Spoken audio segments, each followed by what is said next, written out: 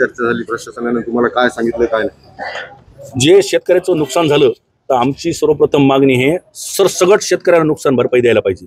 त्याचं कारण काय, आज पंचनामे करायलेत, मी त्यांना बॉटॅनिकली प्रूव्ह करून दाखवलं। आज पंचनामे करायलेत, कापसाला काही बोंड येतं पण त्याच्या मुळ्या सळल्यात, कापसाच्या मुळ्या सळल्यात, सोयाबीनच्या मुळ्या सळल्यात।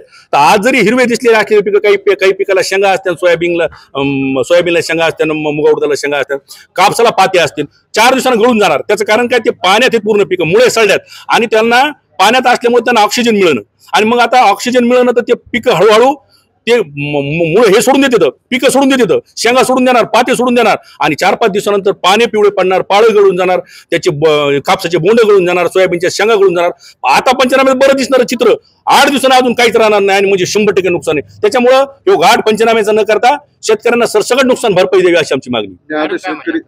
मॅडमला वैयक्तिक मॅडमला तर एकट्या मॅडमला बोलण्यापेक्षा जिल्हा कृषी अधीक्षक या विषयातले तज्ज्ञ येतं, त्यांना मी बॉटॅनिकली प्रूव्ह करून दिलं की खरोखर कसं नुकसान झालं आणि सरसकट आमची मागणी काय आहे। कारण 8 दिवसात एक पीक राहणार नाही, कापसाला बोंड राहणार नाही, सोयाबीनला शेंगा राहणार नाही, कारण गळून जाणार। कारण बाजूला झाले तण, 15 दिवसापासून सतत पाऊस असल्यामुळे बाजूला तण झालं, मग तणामध्ये पिकामध्ये कोण सर्व होणार अशी स्पर्धा लागलेली असते।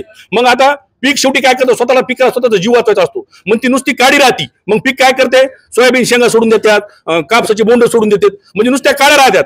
आज जे दिसणारं चित्र आहे पंचनाम्यात ते 8 दिवसाला राहणार नाही, 8 दिवसाला कुठलाच माल दिसणार नाही। म्हणून सरसकट पंचनाम्याचा घाट न करता तुम्ही सरसकट नुकसान भरपाई शेतकऱ्याला द्यावी अशी आमची मागणी। आणि यांच्या दालनामध्ये जात असताना एका शेतकऱ्याजवळ जे आहे ते ज्वलनशील पदार्थ आणलेला आहे। अहो आम्ही सगळेच कदरलो, यायनं जर काही या प्रशासनानं जर काही असं आडमुठी भूमिका घेतली की आम्ही 100-200 शेतकरी स्वतः मी त्याच्यात राहीन, अंगावर पेट्रोल डिझेल घेऊन पेटून तुम्हाला सांगतो, विनाकारण आमच्या संतीचा अंत करू नये। आहे त्याच्या भावना, त्याचं घर उद्योग झालं, त्याला दिवाळीला काय नाही, त्याला त्याची खायची वांदे येतात, तो काय करणार मग? असं प्रशासन संगत नाही, प्रशासन मायबाप आहे, मग याच्या संग नाही करणार तर कोणाच्या संग करणार?